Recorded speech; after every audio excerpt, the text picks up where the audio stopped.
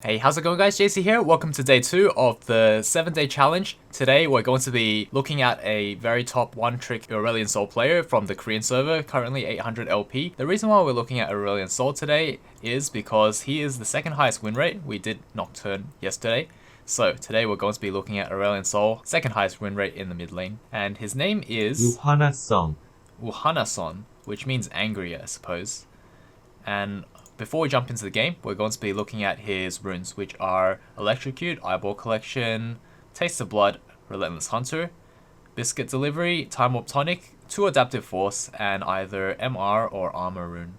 So jump into the game, we can see that he's going Ignite Flash with his Q start, and he's just going to be weaving in autos while stunning Yone and punishing with any CS that Yone is trying to get, while weaving in autos and his passive to try and just last hit all the frontline minions. The hardest part about Aurelion Sol is really just positioning correctly and also maximizing your damage from your passive, which can be sometimes like you might bait yourself into getting into a really bad spot, just tunnel visioning, controlling your orbs, but then at the same time you forget and notice that you're caught out of position. So that's the biggest challenge for Aurelion Sol, is to maximize damage while maintaining a safe position. So there, Yone walked up, he pressed W and then goes for like 2 orbs into 1 auto for the Electrocute proc. Another stun into 2 orb Ws. So whenever I say orb W, it just means the little circle thing around Aurelion Sol bonks him. So that's 1 orb, 2 orbs on the minions backline. He's going to be pushing in. You can see the pings going down in the rivers, see what happens. There's Elise and also Poppy fighting it out. He's going to E over there, pick up the KS. Gets that blue buff, so that's really huge. Elise hasn't cleared her topside jungle, and it looks like Poppy is going to go into the top side. Also, Aurelion Sol is going to accompany. So these guys are 800 LP challenger in the Korean solo queue ladder is really insane, and this guy has 500 something games on this account playing Aurelion Sol, with the second highest being some other champion at like 30 games. So this guy's definitely a Aurelion Sol one trick, and probably either the best or almost the best Aurelion Sol player in the world. So definitely very good to have a look at these kind of players, especially if you're learning any champion in particular. How I found this guy was I was looking through the leaderboards of op.gg. You can do that too with any champion. You just go to leaderboards, champion enthusiasts, and then you just type in Aurelion Sol, for example, or any champion you like, and just have a look at the top players there. Look for anyone that's challenger, grandmaster, master, and then you'll find some really nice replays. Then you can also go into challenger replays in YouTube and look at those too. So this is a really good learning tool, and I figured that it'd be something that's going to be helpful for you guys. I think when I was playing Aurelion Sol, I got really rusty and I already forgot how to play him, so I figured this is probably the best way to do it, especially because I'm making videos every day, so I'm going to need to fast track things, you know, and sometimes this is just the way to do it. But tomorrow we'll be back with another gameplay video, I hope. So we see that he goes for a roam bot lane, but doesn't really get too much out of it. Just goes back. Uses Q to get back to lane, really smart. That's actually something that, see, I wouldn't have done. But that's something you can do. Q, and then once you get closer to the lane, you just E to lane. So before, I would just E to lane, but you can actually Q and then E to lane. So that's something that's really useful tip and trick. And he's able to pick that up all perfectly. See, under tower, I struggle so much to CS as Aurelion Sol because my orbs just literally get the minions to different random health levels, and it just ends really badly. So he's managing really well. What's he gonna do? Walk all the way to Yone's shadow. Press W, and just keep walking up towards Galio, and then backing away because Galio's died. And now it has to kite out Elise and Yone. Ooh, gets that stun off on Yone. Spaces perfectly. Gets another... Ooh, flashes that. Really nice. If he got knocked up there, I think he would have died instead. But he flashes that Yone thing and gets a double kill instead. So, see, that flash is so vital. Imagine if he got knocked up, then he would have gotten like autoed by Yone on top of the knock-up damage. Auto Q by Yone, and then Elise will also be hammering into him. he would have taken at least a few hundred damage there, and then probably would have died instead of getting a double kill. Maybe at most get 1 kill, flashing late as well. So just the reaction times is insane, and these like little micro movements is what makes you a decent or a good Aurelion Sol player versus a completely horrendous one. And I don't think it can go in the middle. Like, there's no middle ground. You're not a Garen where, you know, most Garen players are just going to be like decent or like average. But then if you're playing Aurelion Sol, you're either good or you're really bad. And that's just how I feel about Aurelion Sol at the moment, is you either know how to position and then it goes like either 100 or 0. Because say if you flash that play, then you win. If you don't flash that play, then you lose. It's just like, it's night and day. So he goes for fly up to the top lane for a roam. He's not going to ult. Although that is a potential. If he is able to catch that Lee Sin, he could ult to slow him down or to do that damage and to keep up on him and tower dive. But Lee Sin has just way too much health, so he's not going to go for that play. So he goes for 1W into just autoing with the mini W and then CSing. See if he goes for anything else. He's going to roam mid instead. Some might opt to just harass Lee under tower and then get ganked by enemy Elise and die. But he chose to go into the river to get the river plant go back to full health.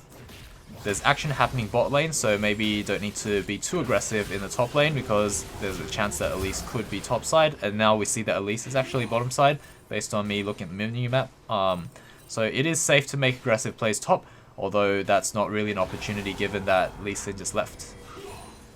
So having another massive skirmish, but you know, this CSing on Aurelion Sol just takes away so much brain power, especially if you don't play Aurelion Sol much, that you wouldn't be looking at your map if you're trying to CS. You'd be staring at your orbs and going like, I need to micromanage that orb with that auto, and while that's happening, Yon just gets a double kill. So he's gonna recall, now his boots, blasting wand, dark seal, he's building a giant's belt right now. So giant's belt can become Rylai's. He could also be going for... Yeah, no, Rylai's is probably the only item I can think of that builds out of giant's belt. But he also would like to build Night Harvester, is what I remember. The Korean Aurelion Sols build Night Harvester. While on the other hand, the NA players like to build items out of Lost Chapter. So that includes Everfrost, Liandry's, and Luden's Echo.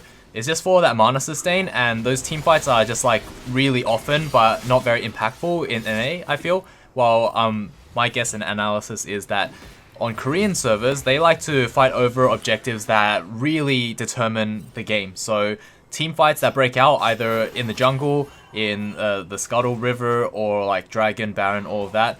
Those high impact fights is what really decides games, and those happen so often in the Korean server that they go for the high impact build. And what I mean by high impact build is that Night Harvester offers health, a lot more damage, burst damage, movement speed, while like stuff like Liandry's, Luden's, Everfrost, they're all like, they give a lot of mana. So you don't really need mana in a fight if you're full mana. So if you manage it well, you just need all those stats to be put into AP, damage, health. That's what you're gonna do to win fights. As we can see right now, they are going for a fight. Janna just gets stunned and then they sort of back away actually. But Poppy's looking for a fight. She's going in now. She's Wing in.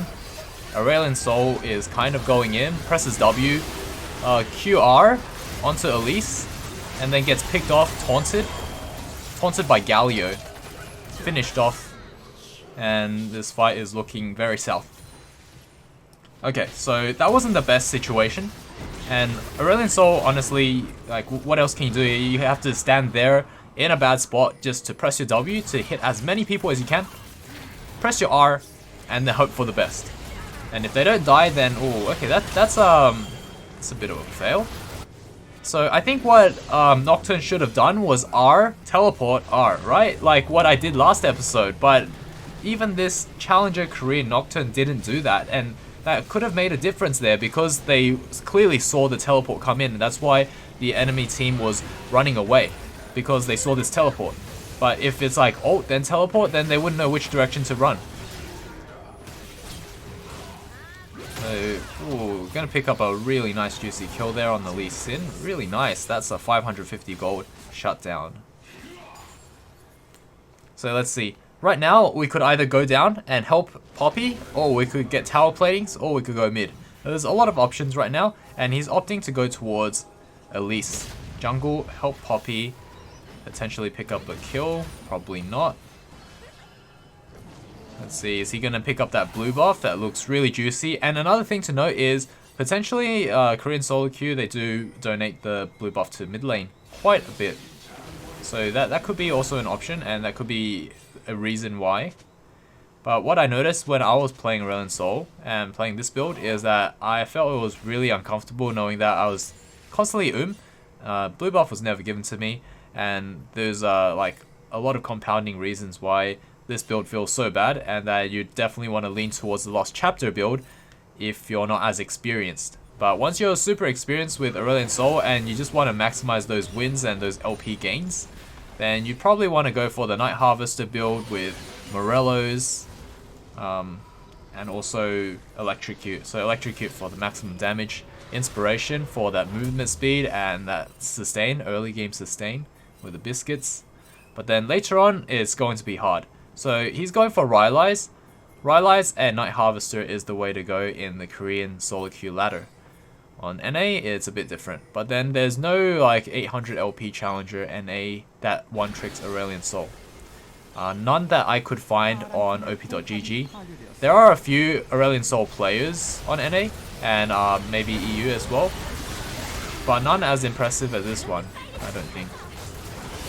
I think I saw one that's like 800 or almost 900 LP, but he plays a bunch of different champions, not just Aurelion Sol, so I wouldn't count that one, since Aurelion Sol is like second or third or fourth most played champion. So let's see what he's gonna do. Is he gonna go and fight this Lee Sin? He's gonna peel for this Janna. Ooh, flash Q misses. Or is it Q flash? Goes W into autos. Oh wow, that Rylai is just brutal. And Aurelion Sol needs a blue buff so badly right now. This is what I mean by this build. You rush Rylai's, you rush Night Harvester, but you have no mana at all. No mana sustain whatsoever. So you're gonna just rely on your mini W to CS and autos. And it just feels so bad. You can't even get tower platings too. So that's a lot of potential gold wasted, right? Because with this setup, it's all about roaming, going to objectives, fighting, team fights. It's never about the tower plating and split pushing. Although you do go to the side lane just to pick up some CS. So he's at 106 CS at 13 minutes, which is very reasonable. And also, he's heading towards bot lane to match Samira. He's going to E over there. Potentially... No, okay, he's not gonna go for any plays. And then he sees around the Rift Herald there is a little fight that's breaking out. Perhaps he's going to head there, or he's going to keep splitting. So those are decisions, but because the Rift Herald fight is so far away, it's probably not worthwhile, because by the time you get there, the fight's probably over, and then you're going to look for CS, and there's no CS to be had because your team is in mid lane and they're already farming, so you just be sharing golden XP. So I can see the reasoning behind it. He wants to shove the wave at bot lane into tower before he leaves, which is a really good golden rule of thumb, unless the fight is breaking out literally one river away, like in Dragon from bot lane. So after that, he rotates to mid, takes that tower, and then rotates to top for that fight. So it's always like one step at a time. Go to the next lane, do something, then go to the next lane and do something. But just push before you go. Push before you go. Unless the fight is literally breaking out right next to you. And by right next to you, I don't mean like literally in your lane, but I mean like, for example, from bot lane to Dragon. That's what I mean by right next to. So you definitely don't want to ignore those fights. Those fights are super important, and they could either make or break a game. Especially if your jungler gets tilted and AFKs. Because say you're in lane, and then you're just farming, and you're not paying attention to the Dragon or Rift Herald. And you could have literally just rotated a couple of seconds earlier to just be there before your enemy laner. Definitely do that, because that would make or break a game. Like, that in itself wins or loses games. So definitely do that. Especially high elo. The higher you go, the more important that is. Lower elo, it's a lot more forgiving and less punishing, so you can just farm out. And as long as you farm and do well, you can probably 1v5. Especially in like bronze, iron, low silver, maybe even high silver. But once you get to like gold and above, it starts to become a lot more different. That's what I noticed throughout the elos. Around like high gold is when you start to need to do objectives. It's a bit harder to 1v5, but still possible. But definitely very brutal because I was trying champions that I never play, and trying it in like low plat, high gold, it's not a fun experience, especially if not only do I not play that champ, but also don't play that lane, which was mid lane Aurelion Sol. But I remember making some videos and doing quite well with him. Oh, this is the beauty, the blue buff. So I noticed he likes to go into side lanes a lot after laning phase is over. So he's constantly going to bot lane, top lane, shoving out, then roaming. He's just shoving to the tower and roaming. But maybe this time, finally, he can start smacking that tower and getting that tower gold. Especially because we see that mid lane vision is very clear and everyone's at bot side in terms of enemy team. So this is really safe now. He can't get collapsed on.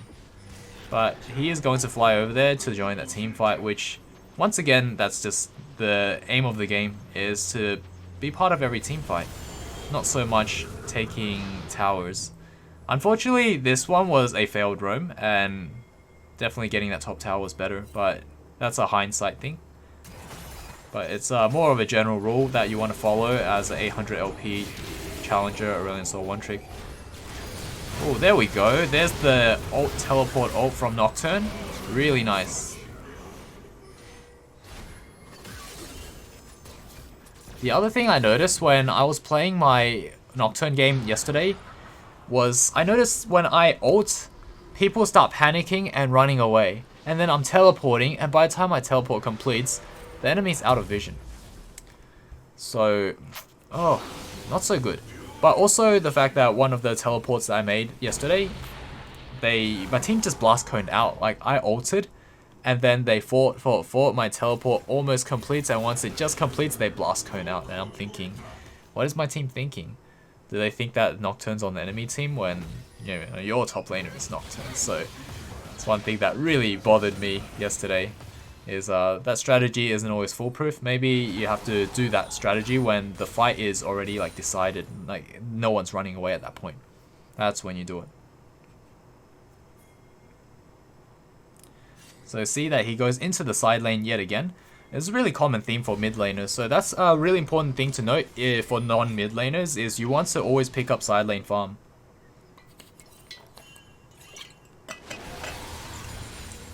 So W on the side with a Q, instant wave clear, and then recall on the spot. Lee Sin would be much further away because he has to recall and run from base, or run across the map, but we don't see him across the map, so it looks like Lee Sin won't be there for this party. Oh, actually he is because he teleported, so that's something. Aurelion Sol staying really far back, away from the action.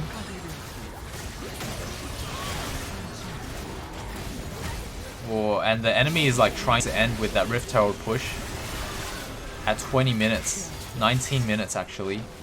But Aurelion Sol is just going to absolutely shred the enemy team.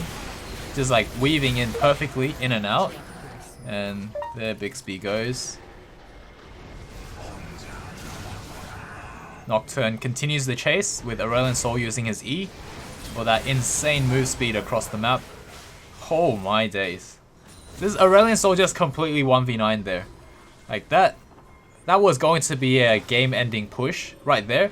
And if you were just like a Tryndamere, a level 12, level 11 Tryndamere, you weren't going to kill that team like that. Definitely not. You weren't going to kill a Yone, a Samira. I mean, you could, but I don't think so. Not a team full of Korean challengers. I don't think they would let a Tryndamere run them over. That would just be impossible. So yeah, Aurelion Sol just like staying far away, using his W, and just shredding the enemy team with Night Harvester and Rylai.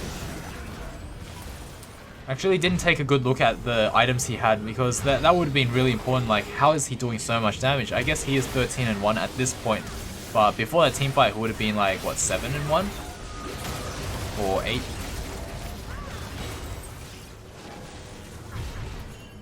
Oh yeah, also you can toggle on and off W. Now that it's max rank 5, it has like a 1.2 second or 2 second cooldown.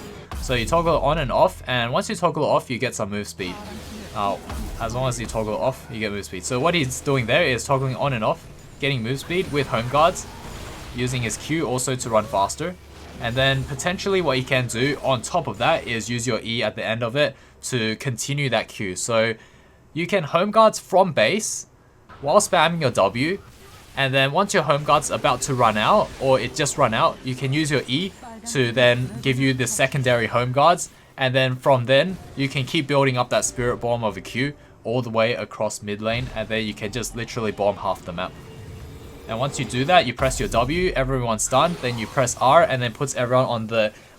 what your ult does is it pushes everyone into the exact spot that is like the perfect distance for your W.